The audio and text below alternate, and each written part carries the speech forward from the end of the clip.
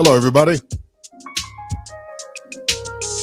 Please tell me in the comments below if you can hear this broadcast loud and clear. If you can hear me, please tell me in the comments below.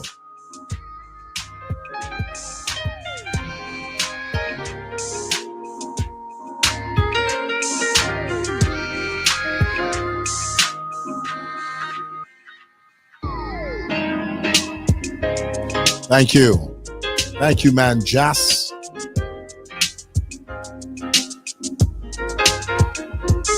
Loud and clear. Somebody said.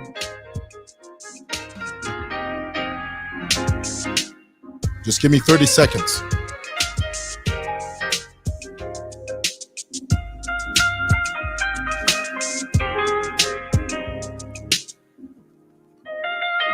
Now we can hear you, big man. I always get amused. Thank you.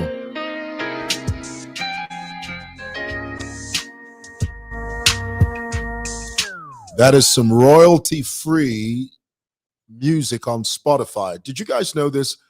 That you can get some royalty-free music on Spotify? Because, you know, sometimes on Facebook and these social media platforms, you can't just play anything you want. I mean, the moment you start playing copyrighted music, and incidentally, it is copyrighted music. It's not copywritten music. It's copyrighted music. When you play copyrighted music, you know, these platforms, they will shut you down faster than you can say molasses. Somebody says perfectly clear. Thank you so much. That's the same morning jazz. Hello, loud and clear. Sylvester Divine Jovu. Thank you so much. Thank you for joining me and taking a few moments out of your time to be with me here on SML TV. I'd like to get into it right away. And incidentally, before I begin, let me just quickly mention my sincere apologies for last night and this morning. You know, being a one-man show here at SML TV, I don't have a technical team, even though I really should. I don't have a sound department, lighting department. I do everything on my own. So oftentimes when I do go live, sometimes I miss something. I sort of miss one of the check points or check boxes, you know. And last night, I was blaring away with full passion, not knowing that microphone,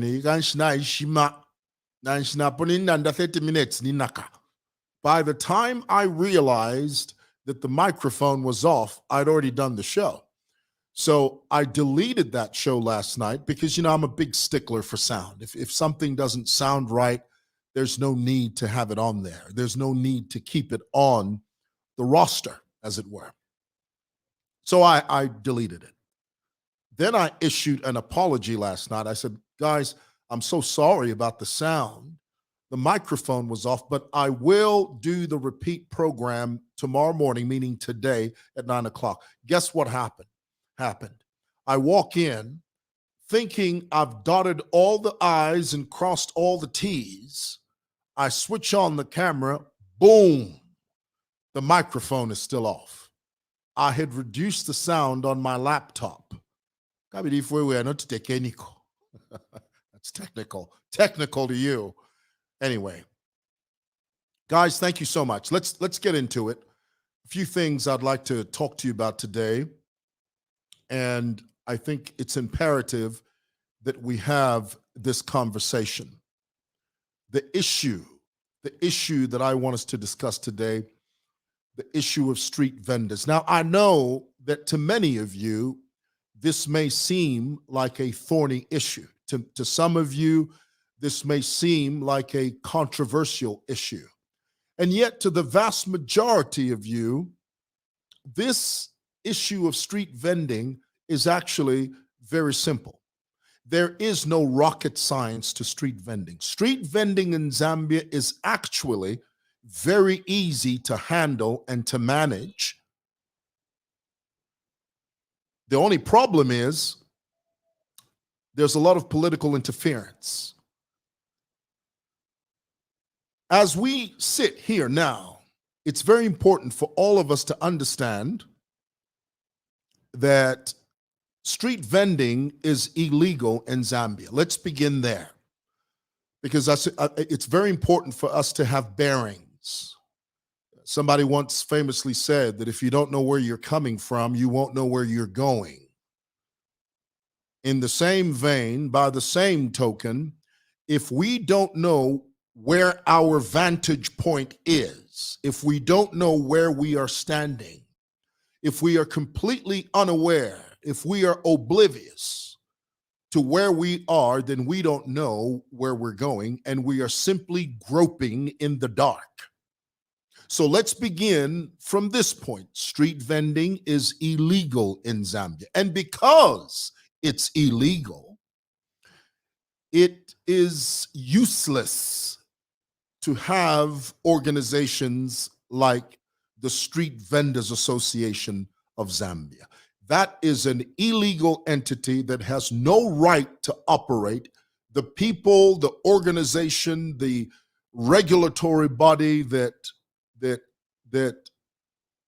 brought that organization into existence should be cautioned. There is no reason we should have the Street Vendor Association of Zambia. Why? Because it's illegal. It is the same as saying, let's have the association of drugs, the association of cocaine. It's the same thing. Does it make sense for you to create an association and register an association for cocaine? No. It's because the distribution of cocaine, the sale of cocaine is illegal. So I've made that point. So because street vending is illegal, it's very important for all of us to understand that there is only one way of dealing with this, and that is all traders, every single solitary citizen in this country that calls themselves an entrepreneur, a trader, should operate from within the markets. That's the only solution, to operate within the markets. Now, do you realize, many of you don't know this, but I'm going to educate you today.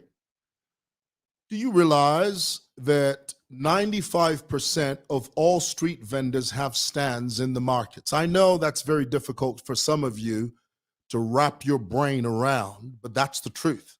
I know to many of you that's something that you want to shy away from or something that you prefer not to talk about. But the truth is, over 95% of our people that call themselves traders, call themselves street vendors, over 95% of them already have stands in the markets. This is what they do. When one of our traders goes into City Market, for example, and this is just an example, they go into City Market, they get registered, they get a stand. What they do is that they turn around and they sublet the same stand to somebody else, to a foreigner or some other person that's desperate for a stand in the market. So the legal owner of that stand turns around, sublets the stand or rents it out to someone else, and then they themselves, they go out onto the street and they begin to trade on the street. So it's a case of double tobela, mate. Now, let's be clear. There's nothing wrong with being an entrepreneur. We encourage entrepreneurship. There's nothing wrong with having multiple streams of income. We encourage people to have multiple streams of income. But when you're going to stand up as a trader, as a marketeer, get a stand in the market, turn around and sublet it, and then go out onto the street, you're receiving a rent, a stipend from the stand that you've subletted, and then you yourself go out onto the street and you're making money on the street, and you call that entrepreneurship, or you call it a multiple stream of income. You're not being fair because you're not playing by the rules. You're cheating the system. And this is what most of our street vendors have done. Most of them, the vast majority of them, already have stands in the market. Do you realize that all of our markets, in particular here in the city of Lusaka, all of our markets are big enough, all of our markets have the capacity to absorb all of our street vendors. Did you know that? I know that's something that you don't want to hear, but it's the truth. The street vendor will tell you a different story. The street vendor will always bemoan the fact that, oh, if we malo mu market muriye, tizaenda kuti, if you remove us, if you forcibly remove us from the streets, what are we going to do? Where are we going to go? How are we going to survive? How are we going to feed our families and send our children to school? But the truth is, that is a fallacy. That is not true. That is a lie, a smokescreen, an apparition that our street vendors have created in an effort, listen closely, in an effort to manipulate politicians. I want that to sink in for a moment. I'm just going to let that sit there for a little bit.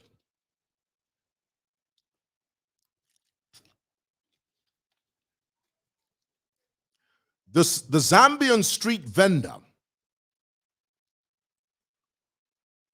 will always tell the politician, if you remove me from the street, I will not be able to take care of my family. That is a lie. Why are you saying that, Mwewa? It's a lie because 95% of our street vendors, they already have stands in all the markets. The markets, be it City Market, which is directly opposite Simoson building here, one of the largest markets in the entire country, be it City Market or BH, Soweto, Lumumba Market, Kanyama, whichever market you can identify or point to, all of them have the capacity to absorb every single solitary person that calls themselves a street vendor. But because the street vendors know that politicians are desperate, they are thirsty for the vote, they pander. The politicians pander to the street vendors. And the street vendors know this. And yet the only solution, you must know this. I'm going to throw it up here because the only solution is this right here. Our vendors have to go back to the markets. There is no other solution. Do you realize, and I said this yesterday, and please allow me to repeat this, allow me to say it again.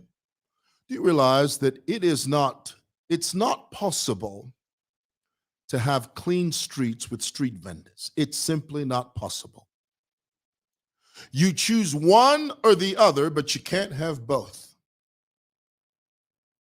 Every time I wake up and I come to work, in the morning when you're driving down Lumumba Road, the island, you know, the middle portion of the road, is always piled full of garbage. Where do you think that garbage comes from? Where do you think that filth emanates from? Who do you think generates that filth? It's the street vendors. When our street vendors, our people trade during the day, at the end of the day, they sweep up their mess and then they throw it in a garbage pile in the middle of the road, and they say, they say the council is going to come and collect the filth. the filth that our vendors have generated. And here you are as a politician, you stand up and say, "Oh no, let's treat the vendors with kitty gloves." No, there's only one solution. They have to go back to the markets. Why do you suppose governments build markets? Have you ever thought of that? Have you ever wondered why that is? Let me ask you today, my brothers and sisters, my fellow Zambian citizens, why do you think governments build markets? Muliba Chiluba, during President Chiluba's time in 1994, they embarked upon the project of building this huge market that's known as City Market now. Why do you think they built that market? Do you think they built it for people to just stare at and say, "Oh, that's pretty. Oh, look at that market there. Yeah, market you Usumaye." Is that what you think? You think that governments build markets? Governments build these edifices for us to stare at? No, sir. We build them to use them. It's like that old movie, that old Kevin Costner film. When you build it, they will come. When you build it, they will show up. In the same vein, by the same token, when we build these markets, our people will come. They will go in there and trade in the market. Do you know that street vendors cause traffic jams? This is the reason we have to move our people from our streets and move them into the markets, because the traffic in the CBD simply doesn't function the way it's supposed to function because of street vendors. Do you know why street vendors, or how street vendors cause traffic jams? Because here it is, our people occupy the sidewalks. We call them pavements. Those sidewalks are fully occupied by street vendors, so people consequently are compelled not to walk on the sidewalk, but to walk out on the street. That causes traffic jams. Have you been to the CBD lately? Have you seen the balas, those wheelbarrows in the CBD? The reason the guys that push those wheelbarrows cause traffic jams is because they're using the road to transport their goods instead of using the side pavement to use so that the road is free and traffic can move freely. Do you see where the problem is? Do you see where the conundrum? Therein lies the challenge. And so what is the answer?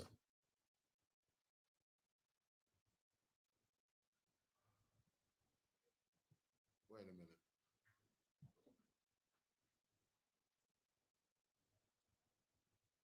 Are we on?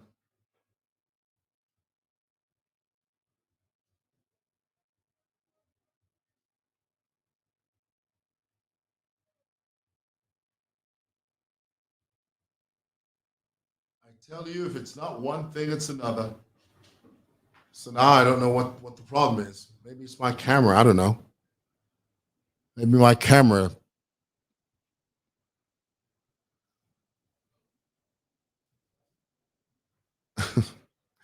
Oh dear. Sorry, guys. Have to log off. Bye.